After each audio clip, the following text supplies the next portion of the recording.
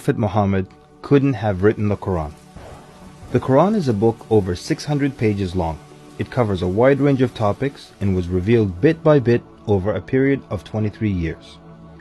So if a man wrote the Quran, we already have a number of problems.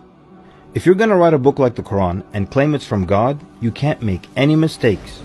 The book can't contradict itself, and you have to keep it consistent as you add to it over a period of 23 years and keep the message consistent. The grammar and style also have to remain the same. If the Quran is not from God, Muhammad would have to write it himself. That means in the middle of the Arabian desert, with no books around and being illiterate, he would have to know law, civil rights law, criminal law, family law, labor law, military law, personal injury law, real estate law, and tax law. He would have to know history. With little to no Christian presence in Mecca, he would have to know the stories and events in the lives of the prophets before him, the history of past nations, Judeo-Christian religious rulings, and he would have to know it well enough to somehow offer additional information and details not found in those books. He would have to know how to develop a nation, how to start a government, know about worship and purification, invent dietary laws, know psychology, about raising children, arbitration, distribution of wealth, finance, and business.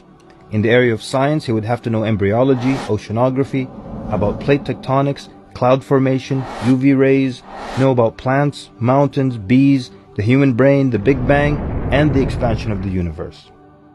And in order to make the book complete, he would have to have knowledge of the future so he can write things that will happen in the years to come. He would have to be a time traveler in order to insert his name and mention in the Bible. If he's claiming that the book he wrote is from God, it must not have a single solution that doesn't work.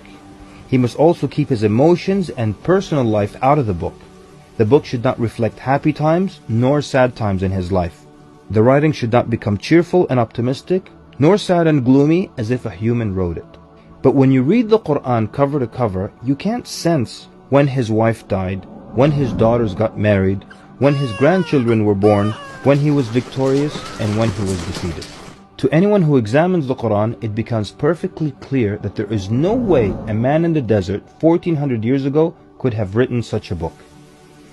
But what if it were a committee of brilliant minds, a secret society that is in charge of correcting, updating, and rewriting the Quran over the years?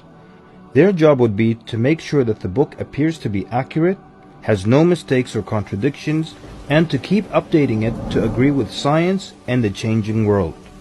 If that were the case, then there would be other versions of the Quran.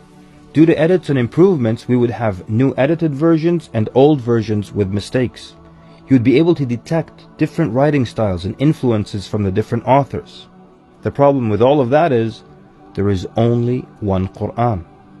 So one man didn't write it, and a committee didn't edit it, so where did it come from? What if clever devils dictated and influenced a man to write the Quran? The question then would be, what kind of devil calls to good behavior, worshipping God, honoring Jesus, giving to the poor, and warns of the devil? Any way you analyze the Quran, you come to a clear conclusion. It could not have been written by a committee, a devil, nor the Prophet Muhammad. Since it's impossible for Muhammad to have written it, then that means he was truthful in that it is from God. If it is from God, that means he was a genuine prophet. And if he's a genuine prophet, then his message should be heeded and obeyed.